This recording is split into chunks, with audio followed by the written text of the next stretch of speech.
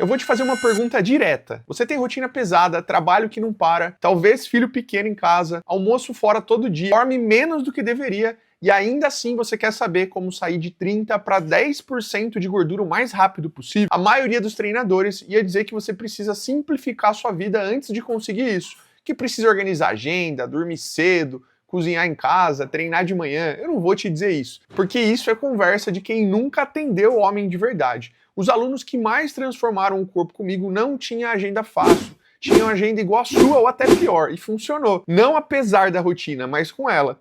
Hoje eu vou te mostrar exatamente como fazer isso. O plano completo, por fases, com alimentação real, treino que progride, sono que você consegue encaixar de verdade e cardio no momento certo, sem você precisar virar atleta nem abrir mão da sua vida. Fica até o final porque tem um erro de progressão de treino que quase todo homem comete quando está em déficit. E esse erro sozinho pode estar sabotando metade do seu resultado. Antes de entrar no plano, me deixa te mostrar o que é possível. Esse cara aqui chegou para mim com a rotina de empresário. Reunião de manhã, almoço de negócios, viagem toda semana, gordura corporal alta, energia no chão.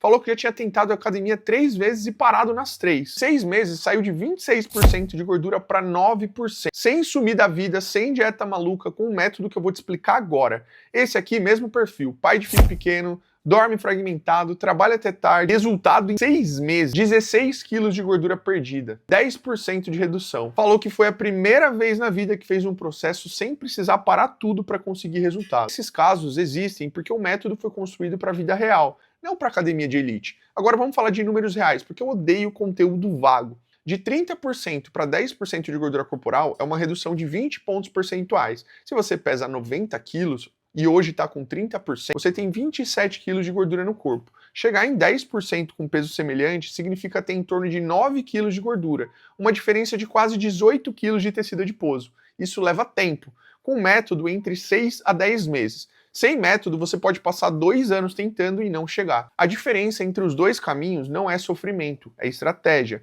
E a estratégia tem 3 fases. Cada fase tem 3 regras diferentes. Porque o corpo em 30% de gordura é diferente do corpo em 20%, que também é diferente do corpo em 15%. Tratar os 3 momentos do mesmo jeito é o erro mais comum que eu vejo. A primeira fase começa onde você está agora e vai até aproximadamente 22 a 23% de gordura. Essa é a fase onde o processo anda mais rápido e onde a maioria das pessoas desperdiça potencial sendo extremista. Quando você está em 30% de gordura, o corpo tem reserva energética abundante. Ele tolera déficit maior sem entrar em modo de alarme. Isso significa que nessa fase você consegue acelerar mais do que em qualquer outra, mas tem um limite que não pode ultrapassar. O déficit ideal aqui é entre 500 e 700 calorias por dia. Isso gera uma perda real de 2 a 3 quilos por mês, com pico nos primeiros 2 meses para quem está começando do zero. Porque o corpo de quem está sedentário responde muito bem ao primeiro estímulo consistente. Mas tem gente que pensa, se 700 funciona, 1.200 funciona mais. Não, quando você corta demais, o corpo entende que está em crise, o metabolismo fica mais lento, a testosterona despenca, o cortisol vai nas alturas, você começa a perder músculo junto com a gordura. Aí o resultado no espelho é um desastre mesmo que a balança caia. Déficit inteligente nessa fase é o que cria velocidade sustentável e não sofrimento. Agora deixa eu falar da alimentação de verdade, não de dieta de papel. Você almoça fora todo dia, isso não é um problema. É a realidade de 90% dos homens que me procuram. Funciona assim, de manhã, antes de sair de casa, você precisa de proteína, não precisa ser elaborado. 3 ovos mexidos, 4 ovos mexidos com queijo branco, iogurte grego com uma fruta, omelete rápido, shake de proteína se não tiver tempo nem para isso. O objetivo é simples, chegar no almoço com proteína no corpo e sem fome descontrolada. No almoço, você vai no self-service ou no restaurante por quilo. Pega a proteína como base, frango grelhado, carne, peixe se tiver. Põe bastante salada antes. Arroz e feijão sem drama, porque carboidrato não é inimigo. Evita frituras, evita o creme no arroz, evita o estrogonofe de domingo todo dia, mas come, sem neura, sem problema. Almoço normal, equilibrado, sem contar a caloria na mesa. No jantar, simples, frango na airfryer com batata doce e brócolis, omelete com legumes, atum com arroz. Não precisa cozinhar 1 hora para a janta funcionar, precisa de proteína, precisa de vegetal e de carboidrato em quantidade razoável. Isso é um dia alimentar de quem está no processo de sair de 30% para 10%, sem pesagem de comida, sem app de caloria aberto na mesa de restaurante, com ajuste de quantidade atenção às escolhas e proteína em toda a refeição. O que destrói esse dia não é o arroz no almoço, é o lanche industrializado da tarde, o biscoito no escritório, o fast food na correria porque não planejou nada, e as 4 cervejas na sexta que viram petisco e pizza. Treino, e aqui eu preciso ser muito direto porque tem uma coisa que a maioria faz errado e que desperdiça meses no processo. O treino de força é a base de tudo. Não ficar fazendo só cardio. Força, 3 a 4 vezes por semana, 45, 60 minutos. Exercícios compostos, agachamento, levantamento terra, supino, remada, desenvolvimento. Esses são movimentos que recrutam mais músculo, geram mais resposta hormonal e preservam mais massa magra em déficit do que qualquer circuito funcional ou treino de isolamento. Mas tem um detalhe que separa quem transforma de quem fica igual por meses. E esse detalhe é a progressão. Progressão de treino significa toda semana ou a cada 2 semanas no mínimo. O treino fica um pouco mais difícil do que foi da última vez.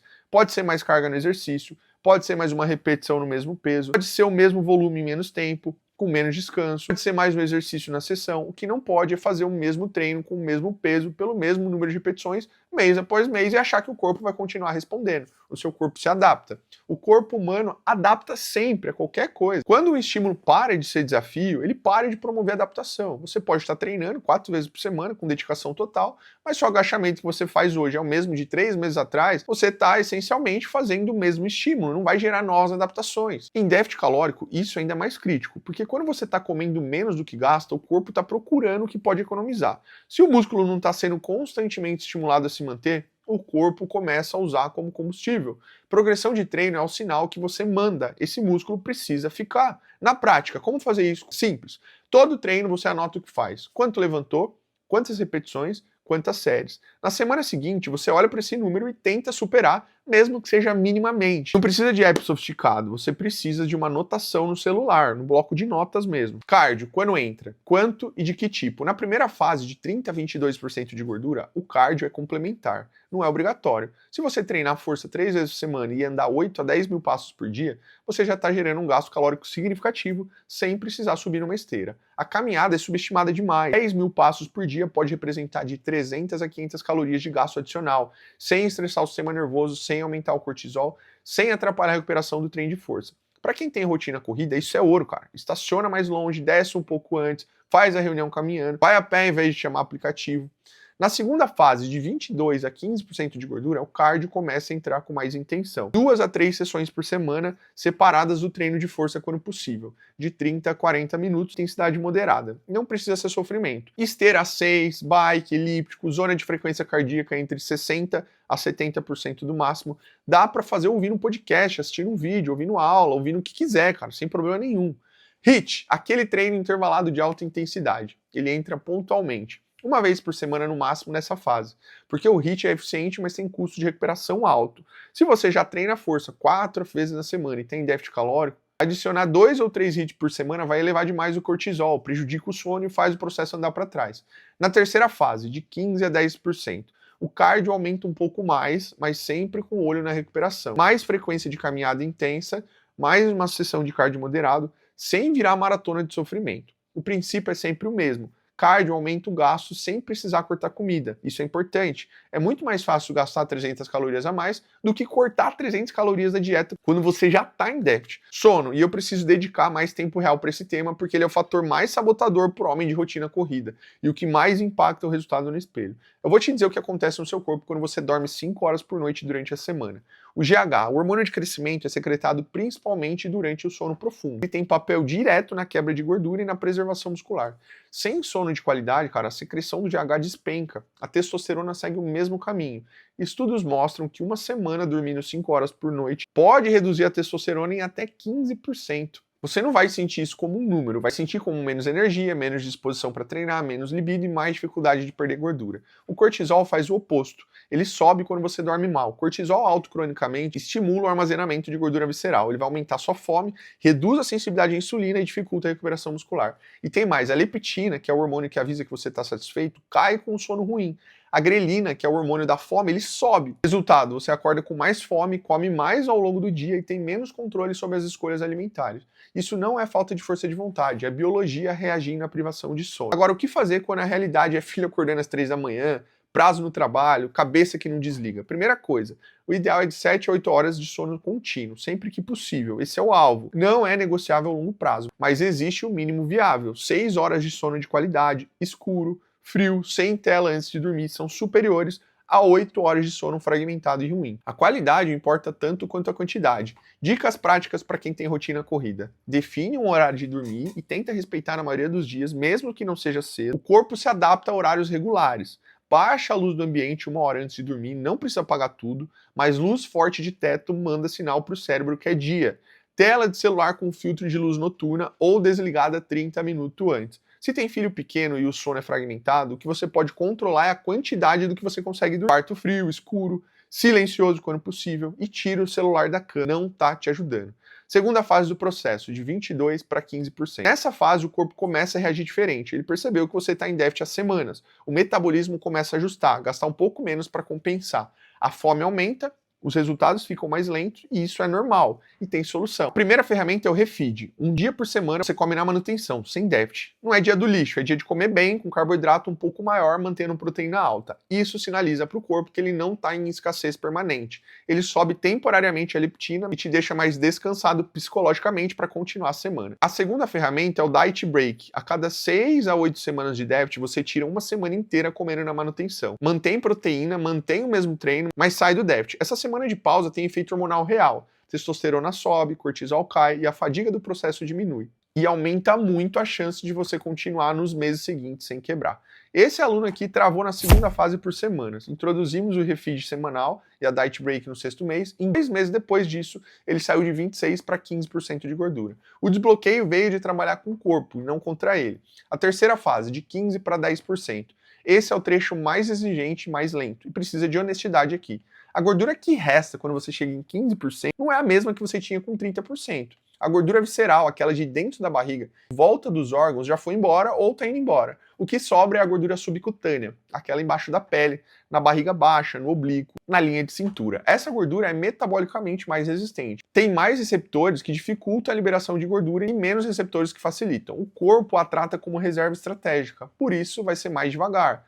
E por isso não adianta desesperar e cortar mais ainda. Nessa fase, a insulina precisa estar bem controlada. Carboidratos de qualidade melhor, concentrados em torno do treino, menos carboidratos à noite quando não treina. Não é cortar carboidrato, é posicionar ele de forma mais inteligente. O álcool nessa fase vira inimigo real, não porque uma cerveja vai destruir tudo, mas porque com uma margem pequena, o álcool derruba a testosterona por 24 a 48 horas, interfere no sono, sobe cortisol e joga o corpo em modo de armazenamento. No momento que você precisa do contrário, você decide se vale a pena. E o treino precisa continuar evoluindo. Muita gente chega nessa fase com medo de levantar pesado porque a gordura está baixa e em déficit. Esse medo é o que faz perder músculo justamente quando está mais perto do resultado. Continua progredindo, talvez mais devagar, mas continua. Se você está lendo tudo isso e pensando, eu quero isso, mas não sei como montar sozinho na minha rotina, faz sentido, porque montar a estratégia certa para cada fase, ajustar o déficit quando o metabolismo adapta, calibrar o treino para progredir sem quebrar em déficit, isso é exatamente o que eu faço com cada aluno de consultoria junto com a nutricionista. Não é receita genérica, é análise do que você está fazendo hoje, do que está faltando e ajuste semana a semana com acompanhamento direto. O link está na descrição se você tiver interesse. E se inscreve no canal porque toda semana tem conteúdo desse nível aqui. Agora para o fechamento. De 30% para 10% de gordura não é sprint, é uma jornada de 6 a 10 meses. Mas é uma jornada que homem com rotina corrida, trabalho pesado e vida real consegue fazer, desde que o método respeite essa realidade, em vez de ignorar ela. O mais rápido possível não é o mais sofrido possível, é o mais inteligente possível. Déficit que o corpo sustenta, proteína que protege o músculo, treino que progride semana a semana, sono tratado como prioridade real e não como luxo. Cardio no momento certo, não o tempo todo. Alimentação que encaixa na sua vida, não o contrário. Isso não é segredo, é o que funciona quando aplicado de forma consistente por tempo suficiente. A transformação mais rápida que existe é aquela que você não abandona no meio do caminho. Agora comenta aqui, quanto de gordura corporal você tem e qual é a sua meta? Ó, não se esqueça de se inscrever aqui no canal e tamo junto até o próximo vídeo.